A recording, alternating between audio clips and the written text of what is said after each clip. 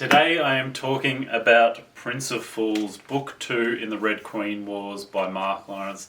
And this is his second series, and again another book I read many years ago, and then I've just re-listened to the audio book to basically fall in love with this fantastic story and share my thoughts with you guys. And it's back in the Broken Empire where his first series sort of not left off. They actually run alongside each other, the stories, and this time we follow Jalan Kendeth, Prince of the Red March. He's a good guy. He's a really good guy. Just, of course he's a liar, a cheat, and a coward, but he'll never ever let a friend down, unless of course not letting them down requires honesty, fair play, and bravery.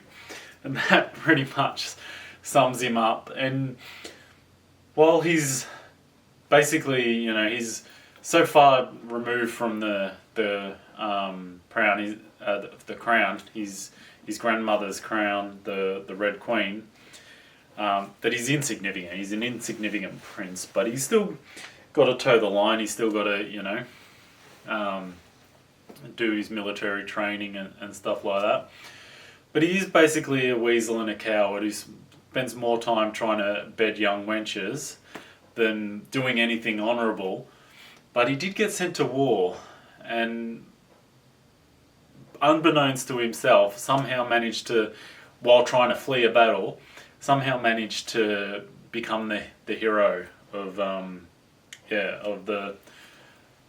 kingdom. I can't even think of the kingdom right now. Oh my god.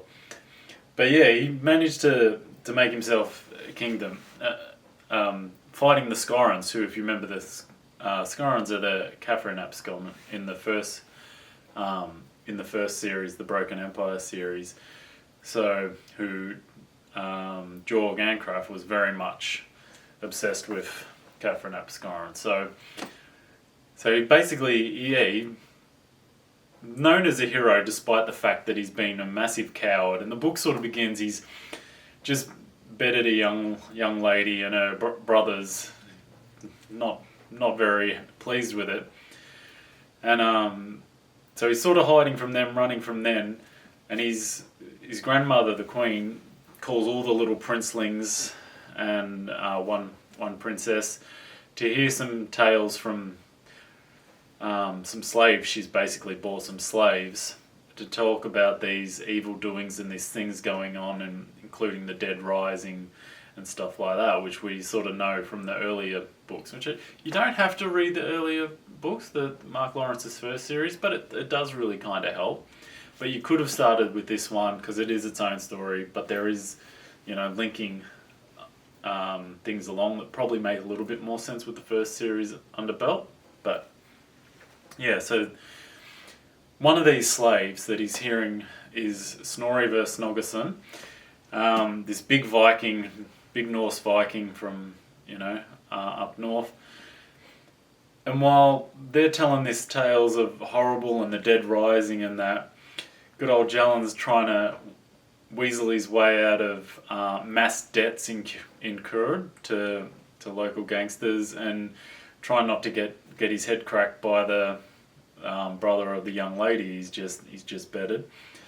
So basically what he does to poor Snorri is he manipulates him, because the Red Queen is not a slaveholder, so she was actually setting him free. She brought them back to hear their tales. There was a couple others as well, to hear their tales of what's going on, so she could prepare her princelings for the upcoming battle, and which the Broken Empire and that, with the Lich King and the Dead King and the Rising. And if you listen to my earlier reviews, it's got all the hidden players behind the thrones. And so the Red Queen's preparing her princelings for that, but Jalan's he's just looking at Snorri and basically takes him out of the prisons and denies him his freedom to fight in the fighting pits and wager money on him to relieve his debt. But of course, no story ever goes as simple as that. So one of the hidden players is the silent sister of the the Red Queens, and Jalen's not sure other people can see her, but she's put a fear in him since childhood. So, and she's got one eye doesn't quite work, but it supposedly can see everything. It can see more than you believe. And yeah, these brothers don't sort of acknowledge her. No one else sort of knows. So he doesn't know that she's real, but she's real enough to him. And while he's fleeing, the gangsters that he owes a lot of money to, and the brother of his lover, basically the Silent Sister puts a curse on him and it's Snorri, and that sets them on a path. It sort of joins them and binds them together.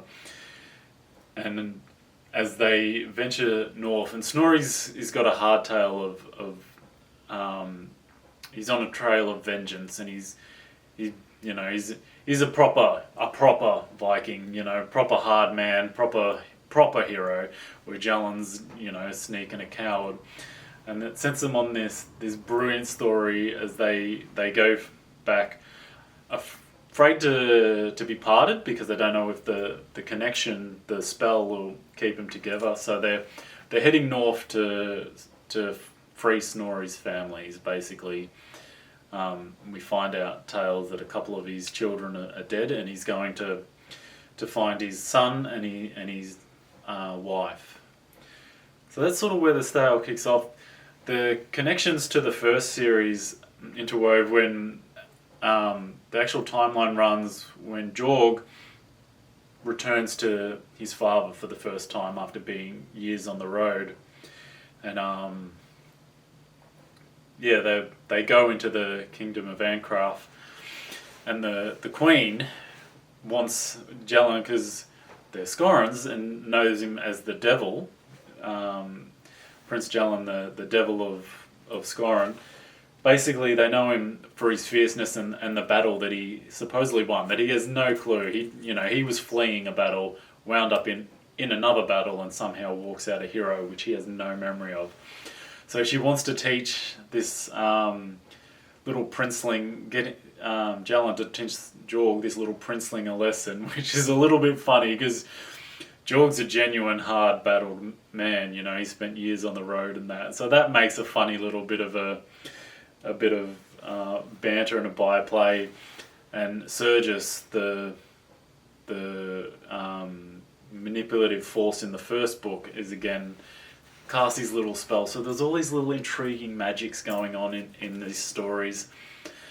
With the necromancers and the time witches and the magicians and the Silent Sister and all these players and that.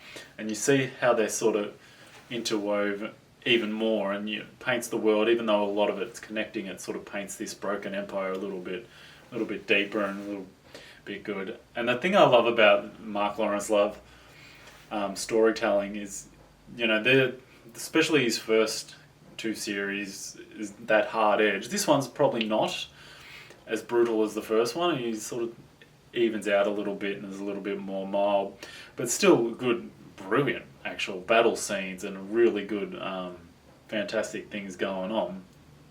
But there's the humour, the genuine humour.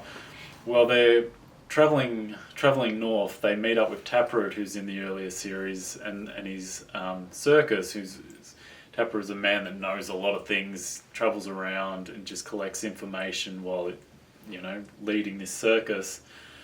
And Snorri, a lot of the young circus ladies who Jalen's very keen to get to know a lot better, want to know Snorri, this big, handsome, strapping Viking man, built like a brick shithouse, looking fantastic and glorious as a battle-hardened warrior, and they want to know him. And it's like they're talking to Jalan, who's purely jealous and an evil little twit in his own right. They ask him, what's he called? And he's, it's Snorri. It means wife beater. Which Snorri's never done at all. In scenes he's very loving and affectionate to his wife, and his whole vengeance is to go and try and save her after after she's been enslaved. And yeah, it's that brilliant little quirky humour, and there's heaps of little jokes like that in this books, in Mark Lawrence's books, as they propel you forward in this action-packed stories that are genuinely brilliant. The battle scenes at the end, and when they mix up with more Viking brothers when they reach the north, is absolutely fantastic. No, seriously, Mark Lawrence writes some of the best battle scenes. Maybe not the best, because I know there are a couple of others, but working with the way he styles them, and that brutality and that mix of humour and